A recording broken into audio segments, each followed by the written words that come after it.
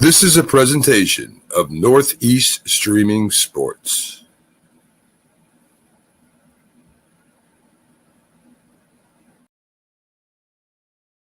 Introducing National Streaming Sports, live and on-demand sports talk programming that you can access 24/7. For the premier sports talk experience, tap into our Roku channel. Start your mornings with Mac and Jack covering all the weekend sports action. Then pour a cup and enjoy all the sports you can drink on the Coffee and Sports podcast. At midday, talk sports from east to west on the Coast to Coast podcast. Followed at night by some hot girl talk with Prim and Proper Sports featuring Sonia Pearson. Talk boxing on the Gloved Fist. Yankee fans tune in for Start Spreading the News. And there's more on the College Sports Huddle and Sports Scope with Robert Butler. There are 20 podcasts in all and 70 weekly shows giving us a 3.4-star viewer rating. To find us on Roku TV, search for National Streaming Sports on the Roku search bar. Click on the logo and you're in. National Streaming Sports, live and on-demand sports talk for America. You know, I have a great introduction for the Start Spreading the News podcast, which airs right here, always 9 p.m. Monday night. That's me and Dr. E.J. Fagan talking Yankee baseball. I need to get an introduction to the Dr. Sem Yankees Show. We'll have to work on that. But anyway, my dear friends, welcome to Saturday morning. You know, every day you should look around and find a way to make your day great. As I say, let's make today a great day. How do you make your day great? Well, it's simple. Take the time to look around and see all the goodness that's around you. When you see that goodness, it's impossible or virtually impossible to not have a great day. Look at it, appreciate it, and say, my goodness, there is so much good around. Then make your day even better by perpetuating that good. Share it with others. Now, on those rare occasions when you say, there's nothing good, I can't find anything good. I don't have a place to live. My health is terrible. There is no food. I have no money. There's nothing good in my whole life in any way, shape, or form. Well, if that's the case, and I sure hope it's not, but if it is, then go do something nice for someone else. And then guess what? You've just created good. And then you can appreciate that. And that will help you make your day a great day. You know, I've had a lot of great days lately because I've been communicating and talking with some of my best friends in the author world. And I have a whole number of their books. You've seen me talking to some of them when I do the Dr. Sem book show. They also get interviewed on Start Spreading the News. Phil Coffin, right here, has this wonderful book, A Baseball Book of Days. You saw me interview Phil a couple of times here. If you haven't gotten any of these books, I highly recommend that you consider looking into them, taking them out of the library, or better yet, for the author, purchasing a copy. Right now I'm reading this book by K.P. Wee. It's called Baseball Card Heroes. He talks with about 16 different major league players who were from basically the first cards he ever collected. And not Topps cards. He makes that point very clear. They were from the 1992 Score baseball card set. But not only does he have the chance to interview and to talk to most of those first players he ever collected on cardboard, what K.P. Wee does in this wonderful book, Baseball Card Heroes, is he uses their stories not necessarily to talk just about baseball, though he talks all about their careers, and asks them all sorts of questions about their careers. But he finds a way to take something from their career and extrapolate that into a bigger story that really is about how we can make our own lives even better. It's worth checking out. And then my friend JB Mannheim just sent me this book, A House Divided. It is the story of the first congressional baseball game. Have not read it yet. This is on my reading list for this coming week. And also, I have not read book number 6. There's the number 6 in his continued series of great books. This one is Field of Schemes.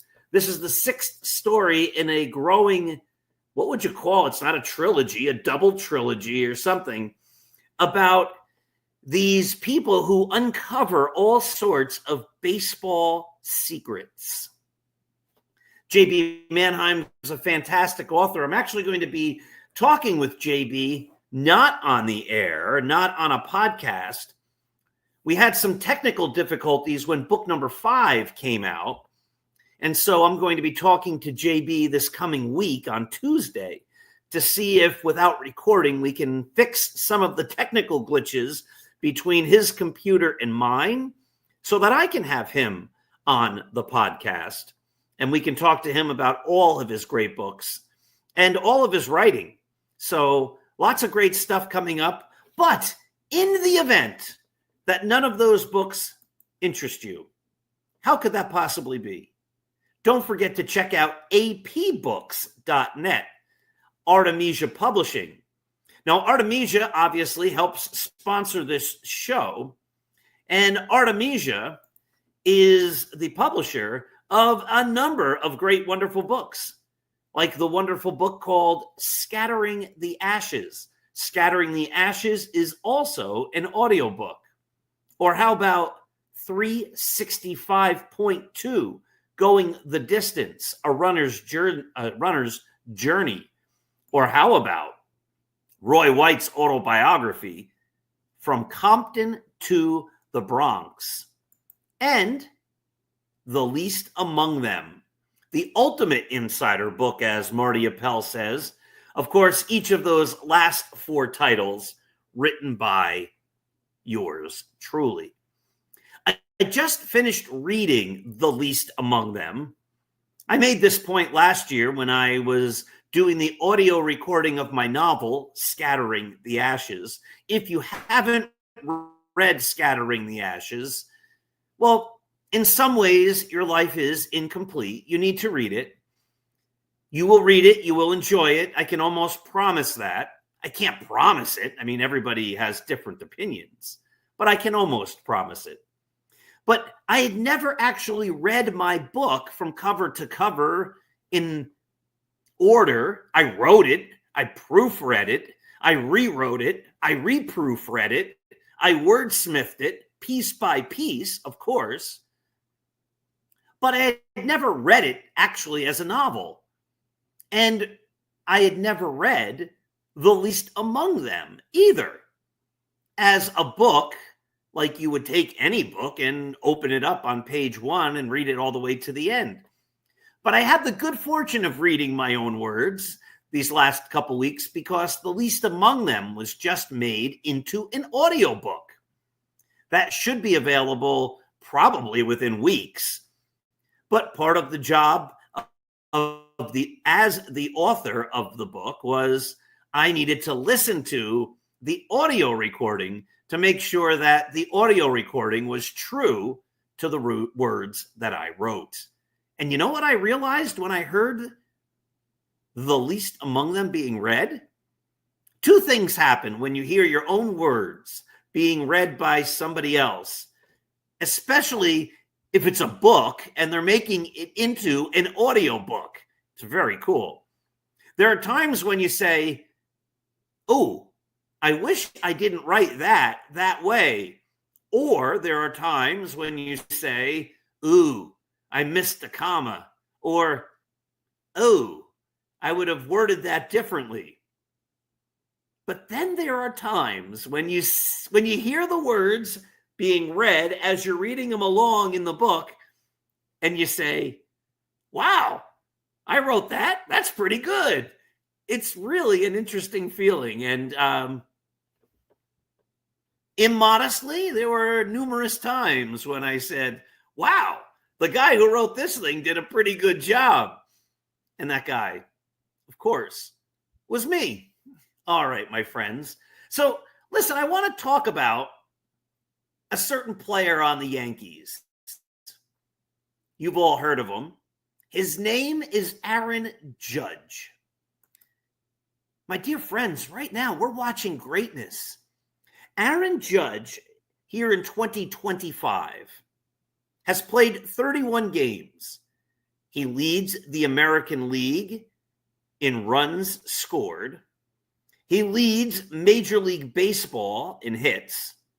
He leads Major League Baseball in home runs.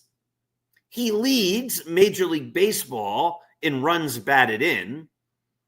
He leads Major League Baseball in batting average, on-base percentage, slugging percentage, on-base plus slugging.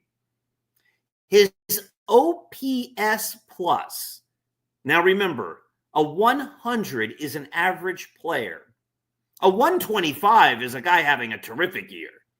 A 150 is a guy having a remarkable year.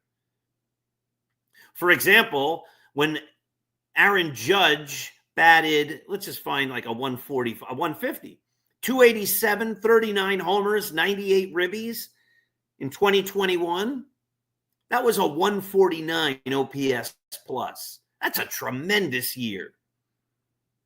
Aaron Judge's OPS plus right now, again leading the major leagues, is 262. That's just not better than everybody else. Again, it leads Major League Baseball. That's another stratosphere. Aaron Judge continues, some might even say against all logic, to continually get better every single year. As of even a couple of years ago, I, for one, and I think most Yankee fans, felt that Aaron Judge was a heck of a player, that Aaron Judge was doing great things. But I don't think we were saying we're watching one of the all-time greats.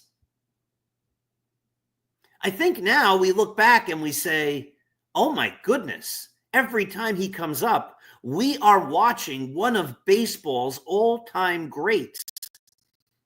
This will be, barring an unforeseen situation, the fourth consecutive year that Judge's OPS, that's when you take your on-base percentage, that's the O, and your slugging percentage, that's the S. The P is plus on-base plus slugging. And when you add them up, if they're over 1,000, you're having a tremendous year. That's an outstanding year. And right now, he's on pace to have his fourth consecutive OPS over 1,000.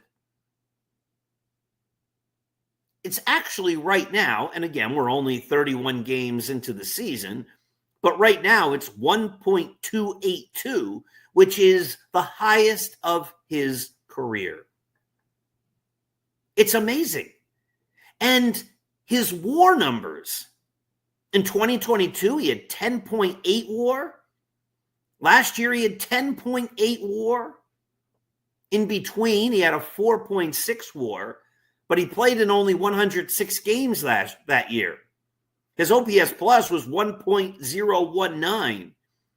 He smashed 37 homers. He had 75 runs batted in.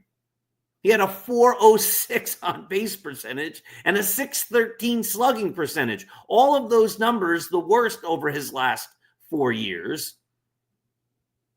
But remember, that was the year he crashed into a wall and hurt his toe in Los Angeles.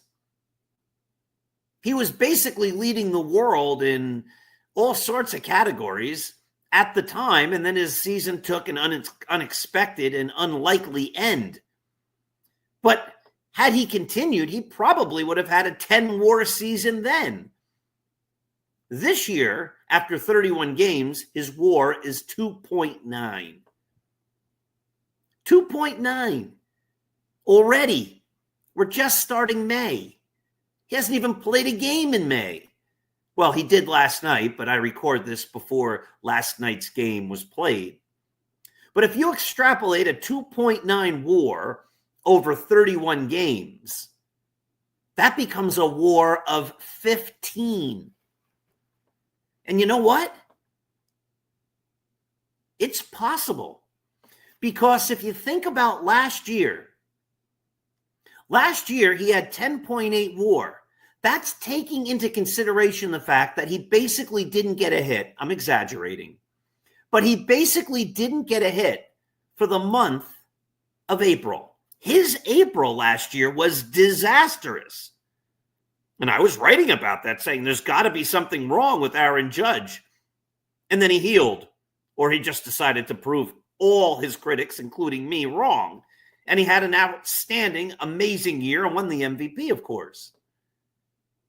But if you take that 10.8 WAR and you raise it just a little bit to make up for the terrible April, and you add the basically 3 WAR, well, that's like an 11 WAR plus 3 WAR. There's 14 WAR. 2.9 this year, 10.8 last year. Bump it up a little. You're basically talking about a guy who's put up a 14 WAR. So as he continues to get better, is 15 WAR out of the question? I don't think so, which is unheard of. Again, as of a couple years ago, I looked at Aaron Judge and I said, yeah, he's really good. He's our superstar. But now I look at Aaron Judge and I say, oh my goodness. Aaron Judge isn't just a superstar. He's not just a very good player right now. He is becoming one of the all-time greats. Now, when I said that his WAR could be 15, it reminds me of an article that I will run on Start Spreading the News very soon, but an article from my friend Ray Negron, who works with the Yankees, of course. He just sent this to me. He wrote an article called Two Captains, One Heart, Munson and Judge Through the Bat Boy. And I just want to read one little paragraph here. It's toward the end of the article. And again, I will simulcast this on Start Spreading the News early next week. But it really is just great. And I love when Ray sends me the articles he writes, and then I ask him, hey, can I put that on Start Spreading the News? And he says, yes, absolutely.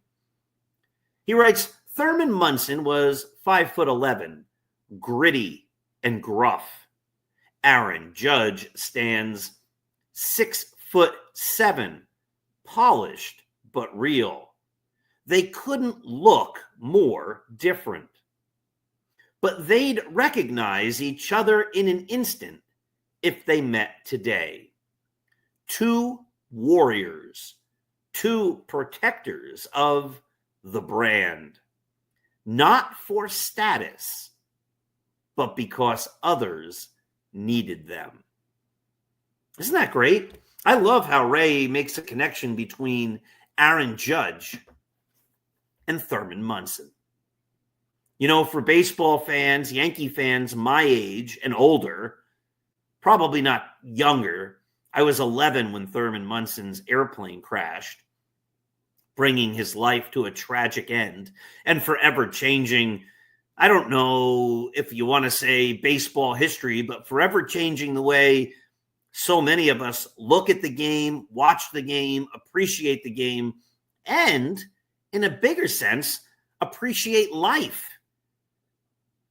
I've told the story many times before, but when I was a kid, the Yankees were like superheroes to me. That's another reason why when I had the chance to write Roy White's autobiography with him, it was such an honor and such a thrill today that I can call Roy White a friend. I mean, that's just amazing to me because I don't know how many people get to befriend Superman or Aquaman or Batman and Robin, but these guys were superheroes. They were larger than life. And as a kid, I could understand that players from a long time ago, like Babe Ruth, were no longer with us. But I really couldn't understand how a superhero like Thurman Munson could die. And when he did, it sent shockwaves. So I don't know if there could be fans much younger than me who really could have appreciated and watched and understood Thurman Munson.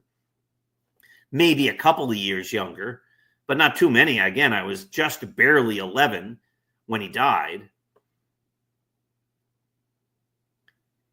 But Thurman has this aura of greatness. He never had a down period. I mean, some people say, well, 79 season wasn't the best of his career. All right, but he never had the natural decline. We never saw a not great, not majestic, not wonderful Thurman Munson. And when a player like Aaron Judge is compared to Thurman, it just, well, the way Ray wrote that, it just warms your heart. And I love that Thurman Munson's memory and his legacy continues to live on all these years later.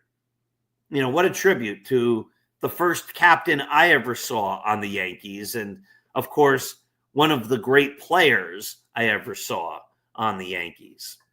Well, I was going to do a little statistical comparison when looking at Aaron Judge.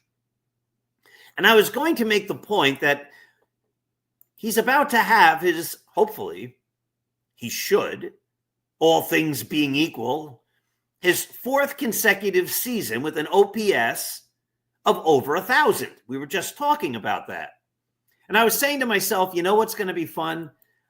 I will make a list of all the great players that could never do that. And when you think of great players, one of the first people you think of course, is Willie Mays. Did Willie Mays ever have 4 consecutive seasons with an OPS over 1,000? And the point is, no, he never did it 4 consecutive seasons. In fact, in Willie Mays' entire career, he only did it 4 times. 1954, 1955. Oh, wait, 5 times. Sorry about that. 1957, 1958, and then again in 1965. So he did it 4 times over a 5-year period. The one year he didn't do it was 1956. Oh, he had a terrible year. He had 296. He had 36 homers, 84 ribbies. He stole 40 bases. Amazing. And his OPS was a mere 926. But again, he didn't quite make it there, right? So I was going to say Willie Mays never did it. And then the next name I often go to is, well, if Willie Mays never did it, I wonder if Babe Ruth did. And then when you look at Babe Ruth's statistics, you can say Aaron Judge is a legend, and he's becoming a legend. But no one, except for the guy I'll probably mention next, matches up to Ruth. When you look at his numbers, they just jump off the page.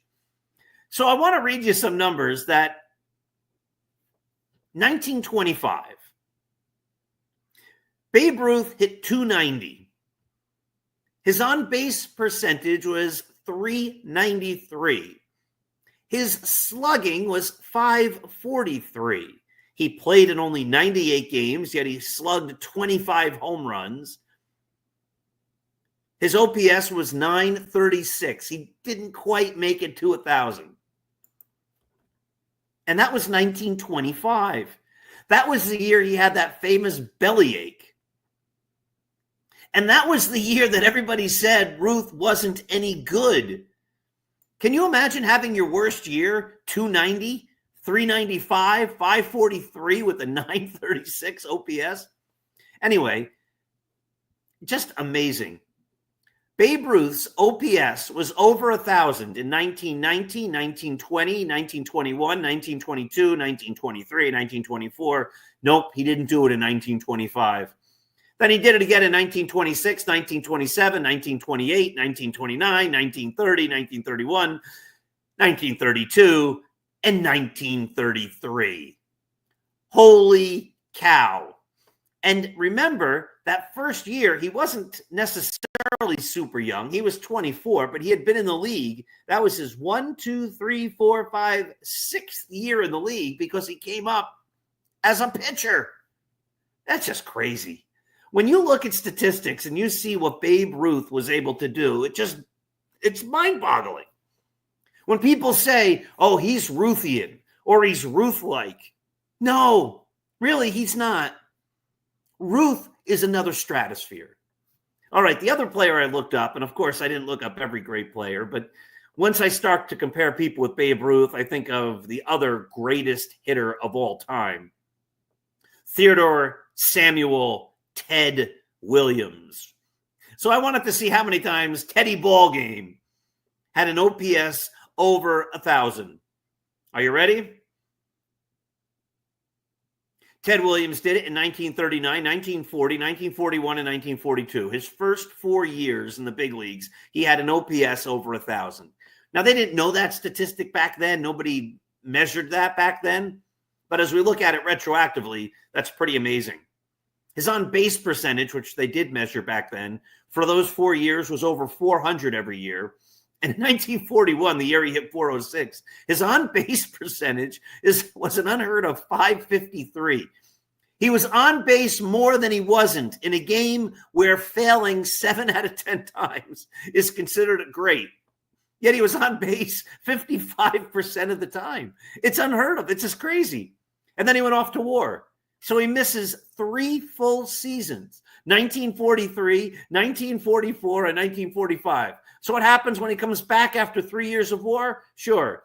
1946, 1947, 1948, 1949, 1950, 1951, 1952, 1953, 1954, 1955, 1956, 1957, 1958. Every one of those years, including the years 52 and 53, where he didn't necessarily play a whole lot, because again, in 52, he played in only 6 games, and in 53, he played in only 37 games because Teddy Ballgame went to war again. He went to Korea. But in every single one of those years, every single year of his career to that point, 17 seasons, he had an OPS over 1,000. And then he turns 40, and his OPS is a mere 791. He does not have a great year. He hit 254, hit only 10 home runs, played in only 103 games, and everybody thought Teddy Ballgame was done, except Ted Williams. He comes back in 1960. It's hard. I'm getting glares on my screen. Hits 316, puts up an OPS again over 1,000, 1096, blasts 29 home runs, including, of course, the final swing of his illustrious career. Teddy Ballgame blasts one out of Fenway Park, and he rides into the sunset after hitting a home run. So I was going to try to make this comparison and say Aaron Judge is doing things even the greatest hitters have never done. He's doing things Willie Mays didn't do, 4 consecutive seasons of an OPS over 1,000, but Babe Ruth did it, and Ted Williams did it. I'm sure if we look up Barry Bonds, he might have. I'm not sure about other players. Maybe Mike Trout, maybe Albert Pujols, maybe Frank Thomas. I don't think Hank Aaron did it, but I didn't look at all them. Instead, I saw Babe Ruth and Ted Williams, and that just exploded my brain because you know they're great. You forget they were that great. And speaking of that great, this great show is coming to a close. That's it, my friends. Have yourselves a wonderful Saturday. Read, start spreading the news. Check out the books at apbooks.net. Make every day a great day. And I'll see you again Monday night at 9 p.m. with EJ on the Start Spreading the News Yankees Show. Have a great day.